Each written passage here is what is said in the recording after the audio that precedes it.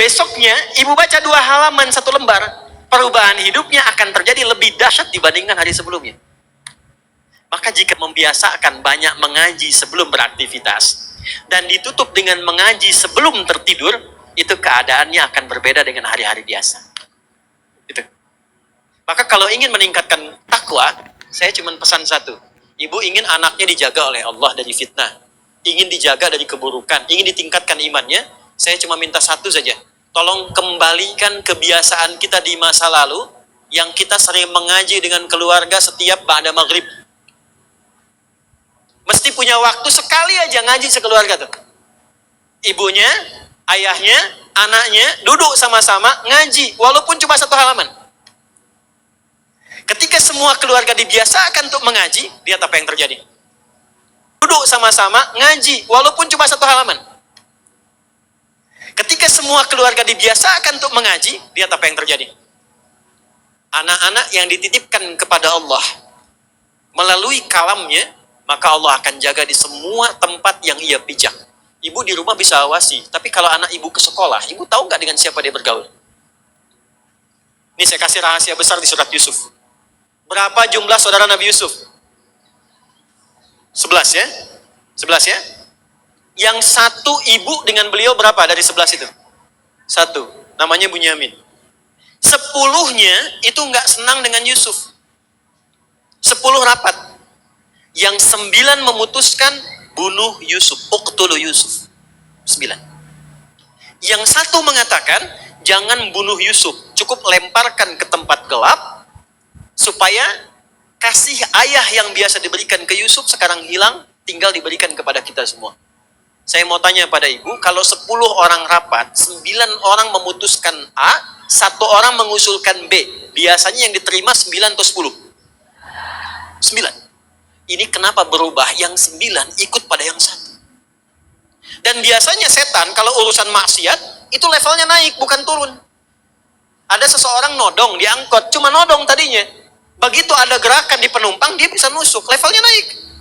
Ini kok bisa dari bunuh, turunkan, 9 orang mengusulkan, ditolak 9 untuk mengikuti yang 1. Siapa yang mampu menggerakkan itu untuk berpindah kepada yang 1? Pertanyaannya, bagaimana itu bisa terjadi? Rahasianya ada di ayat ke-86-nya. Innama ashku bathi wa huzni ilallah. Kata orang tuanya, kata Yakub, aku kalau ada masalah di anak-anak, yang aku adukan selalu kepada Allah. Bukan marahi anaknya, Bu. Kembali kepada yang menitipkan. Jadi kalau ibu ngajak anak sholat, anak masih menolak, ngajak baca Quran, anak masih menolak, curhatkan ke Allah dulu. Sambil istighfar. Ya Allah, Engkau yang titipkan dia dalam rahimku, Engkau yang pilih aku untuk mengandungnya, dan Engkau yang menetapkan aku untuk dihisab, ditanya tentang bagaimana ia berkehidupan selama di dunia ini.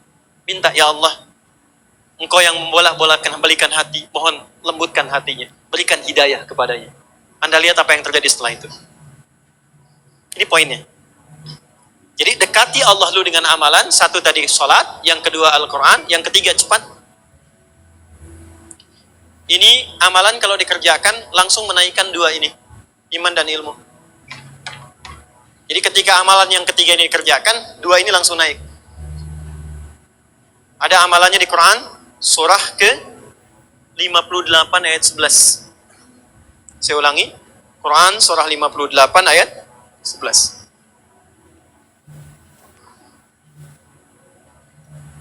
Ya ayyuhalladzina amanu idza qila lakum tafassahu fil majalisi fafsahu yafsahillah. Dah? Ada ayatnya? Yafsahillahu lakum wa idza qila lakum unshuzu suzu. Perhatikan ujung ayatnya. Yarfa'illahu alladhina amanu minkum iman walladhina utul ilma darajat ilmu. Sudah? Sering-sering hadir di majlis ilmu. Saya ulangi, sering-sering hadir di majlis. Ya. Saya mohon, ini sab muslimah juga dengan pengajian-pengajian yang lain, kalau bisa dibuat menyatu satu grup bersama-sama, bikin kurikulum yang dibutuhkan. Jadi jangan asal ngaji. Ya, jadi bahas tentang ini padahal nggak diperlukan. Bahas hukum TikTok, bahas hukum ini, bahas hukum itu. Yang pokok dulu yang dibahas. Cara menjadi ibu yang baik, istri yang salihah, fikih rumah tangga, tugas seorang ibu, akidahnya apa, sholatnya bagaimana, urutkan satu-satu. Lalu pilih ustadz-ustadz yang kepakaran di bidangnya sesuai dengan kebutuhan ibu. Kalau itu bisa dilakukan, iman